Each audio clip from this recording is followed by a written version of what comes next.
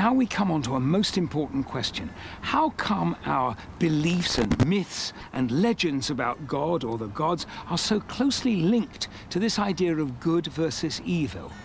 Why is it that we humans have always depended on divine commandments to tell us what we should do and what we shouldn't do?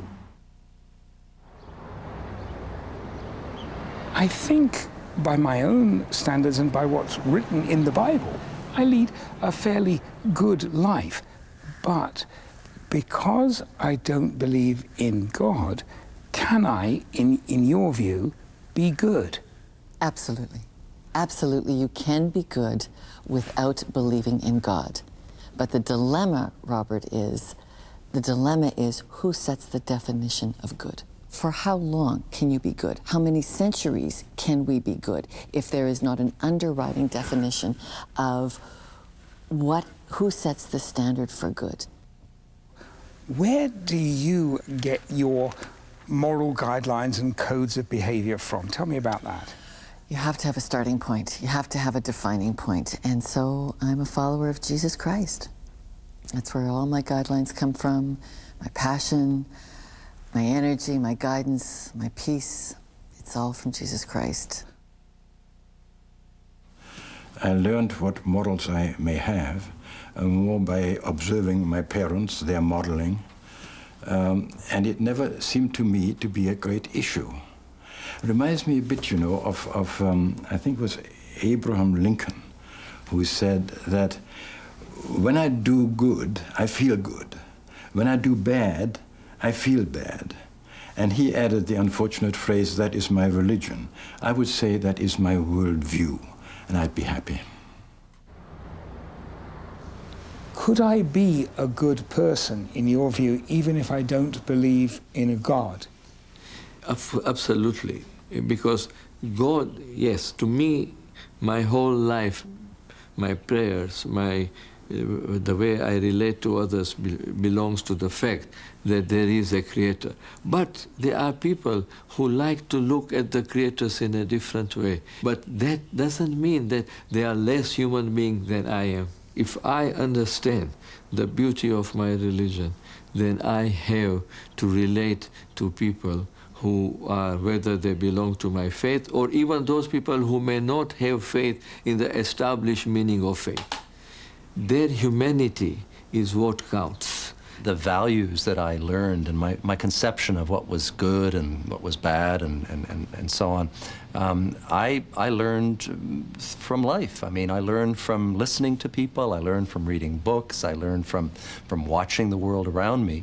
And more, what I saw was a world in which human beings should be making the basic decisions, and that too often religion was being used as an excuse either to justify injustice or to kind of paralyze people. I don't believe in God in the way in which the vast majority of people on this planet use the word God. Even though I don't believe in God, can I be good? Yes, you can be good, but get the boundaries and the framework of good, that's something which human mind cannot produce. So, for example, the other day, someone says to me, Rabbi, I'm a good human being and I don't believe in God. So I said to him, could you tell me, identify why you think you're a good person? Explain it to me. And he said to me, I don't hurt anybody. So you know what I said to him? All you're telling me is that you're not a bad person. Tell me why you're a good person. And he thinks and he thinks. He says, Rabbi, you got a point.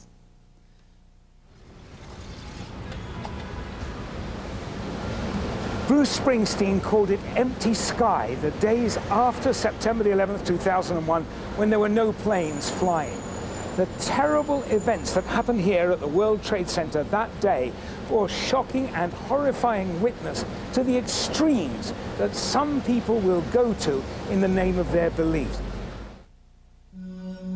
The belief-driven political fanatic or religious fanatic who will perform a public act of violence, they are, by all our measures, sane.